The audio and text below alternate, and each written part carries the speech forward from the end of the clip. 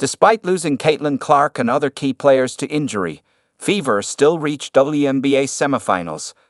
The Indiana Fever finally got a chance to celebrate Thursday night in Atlanta. A smiling Caitlin Clark, dressed again in street clothes, rushed the court to hug her teammates. The tone in coach Stephanie White's voice changed between the first two questions of her postgame news conference. And three-time All-Star guard Kelsey Mitchell recounted her journey here to her first WNBA semifinal appearance, the one nobody saw coming just a few weeks ago. Yes, this team defied the odds by playing their way, with grit, resilience, and an uncanny ability to adapt to any obstacle that threatened to derail their postseason aspirations. I've had so many coaches in 8 years. I've been on the worst record teams in the Indiana Fever history, so I know where my career started at, Mitchell said after the 6th-seeded Fever rallied in the final minute to beat the 3rd-seeded Dream 87-85 in a decisive Game 3. I know what I've had to go through to kind of be in this position, and I've never had a coach that poured into me respectfully, like Steph has. I've never felt that as a pro. The truth is White needed Mitchell every bit as much, maybe even more, than Mitchell needed that tight bond with the league's 2023 Coach of the Year. It wasn't supposed to go this way after general manager Amber Cox spent the offseason pulling together a strong, deep, and championship-experienced supporting cast around Clark, the 2024 Rookie of the Year, to turn Indiana into a title contender. But nothing went according to plan. 6-time All-Star forward DeWanna Bonner made only 3 starts and played in just 9 games before she was released.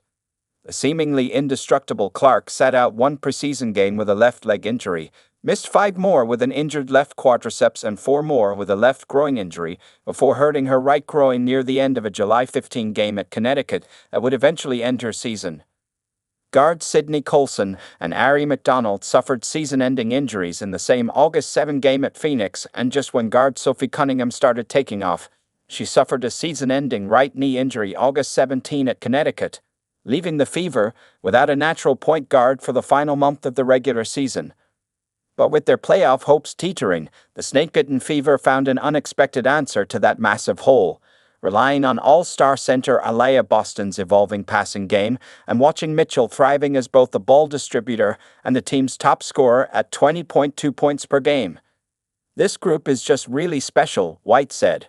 "We say it pretty much ad nauseum, but it's the resilience, the flexibility, the welcoming and inclusive nature of this team, their selflessness to pull for the we over the me, to let each teammate be who they are and shine at their best and to lift them up. In those moments, I think that's good for 12 or 15 points. It just is. And you couple that with the resilience, the toughness, the grit, the fight, the scrappiness, and you always give yourself a chance." They proved it by winning the league's Commissioner Cup title without Clark, and again by closing the regular season with 5 wins in their final 7 games, including each of the last 3, to earn the no 6 seed.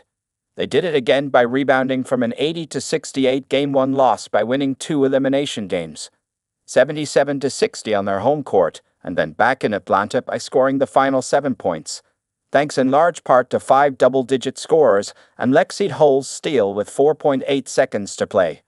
"I'm grateful and happy to be back in the semifinals again," said Natasha Howard, who started her career in 2015 with Indiana before winning 3 WNBA titles and was selected the league's 2019 Defensive Player of the Year. "I'm just so excited that we're back here again with this group of young women, and the job is not done yet." Next up is a best-of-5 series that begins Sunday in Las Vegas against 3-time MVP Aja Wilson, an Aces franchise that captured WNBA crowns in 2022 and 2023, and a team that won its final 16 regular season games to finish second and rebounded from its first loss in 44 days by beating Seattle in Game 3. Could they come up with one more surprise? Don't count Indiana out. "This group has been through every situation imaginable this year, and we knew that we just had to keep it tight," White said. "I love riding with these guys, I love coaching them, and I'm just so incredibly proud of them."